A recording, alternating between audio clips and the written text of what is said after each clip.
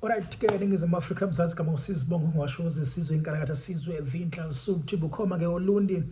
akushiwo ukuthi ke uLundi lumahlikihliki ngoba kwabeke kwisigaba ke esingesihle ele esenza ke ukuthi ke uLundi lube mahlikihliki zonke ngizwa abantu bethi ke uLundi olumahlikihliki akushiwo njalo kwakuyinto embe yehleka ngesikhathi ke sezimpi lapha ke zaphambilini so ke asikwazi ukuthi ke uLundi olumahlikihliki namhlanje bekade ke sibambe ke iPrince Mangosuthu Legacy Cup kumhla 16 ke kuNovember ku2025 njengoba ke namhlanje bekade ke khunjula ke amava namaqhinga amahle aleyo ke insizwa ke yabuthelezi uPrince umuntu nako uphinda ngene ke ayibungazwa ke lapha ke isifundazwe ngenhloso ke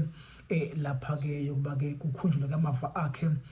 futhi ke kudlalwa ke ibhola noma ke bekhunjulwa ke amava akhe eksizwa ke lapha ke isport uLundi namhlanje kanti ke namhlanje bekade kunama team ke amane awu4 usho ukuthi ke umdlalo ke noma ke tournament iqaleke ngokuthi ke ibeke nama semifinals awu2 qale ke amaZulu ke ibambene phezulu ke lapha neNjampela FC kwase kunqoba ke amaZulu lapho ngo2-1 kwase kuza ke semifinal ke yesibili ethinta ke lapha kaMarich Boys Richards Bay FC kanye ke ne ensingizini Hospitals kwi-team ke yase Swatini namhlanje ke lapho ke kuye kwanqoba khona ke lapha ke ensingizini FC kuma penalty mangaphosisi gcine iphethe ngo6-5 yes ke lapha ke emapenaltyini ke kanti ke kuthe sekufanele ke kudlalwe ke lapha ifinal ke kwasekhethwa khona ukuthi ingadlalwa ke ifinal kodwa ke kuhlanganiswe phakathi ke lapha ke izinto ke zenza ukuthi ke shoximba izinto zenza ukuthi ke lapha ke icup ke ihlanganiswe phakathi yiso ke isimo sezulu ke singasikhethe ke ukuba ke siphoxiswana namhlanje siyazi ukuthi ke into evilile futhi ukuthi ke kusuka kuqala le cup ke ilonjwa bere ke kwazi ukuthi ke amakhosi ke Kaizer Chiefs izwazi ukuthi ke bingxenye yalemidlalo ke kepha ke ayizange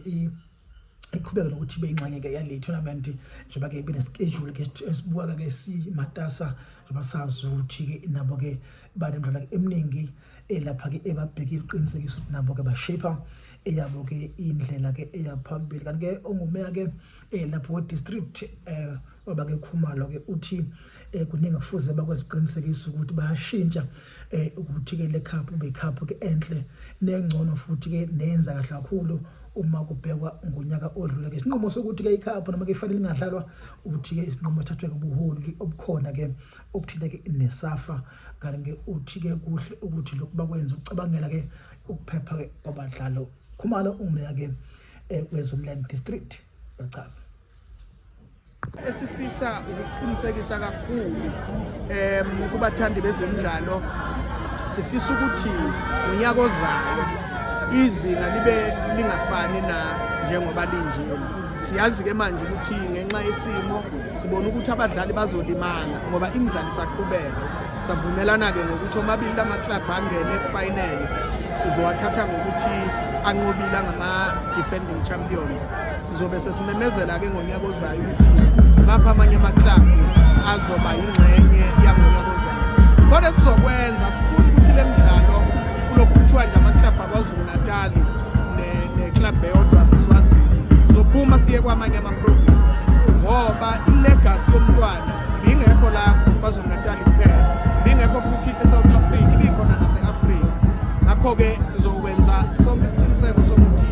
ngonyaka ozayo nizobona amaclub amasha azobe eqhamuka kwamanye ama-province. Right, is everybody happy? Amen.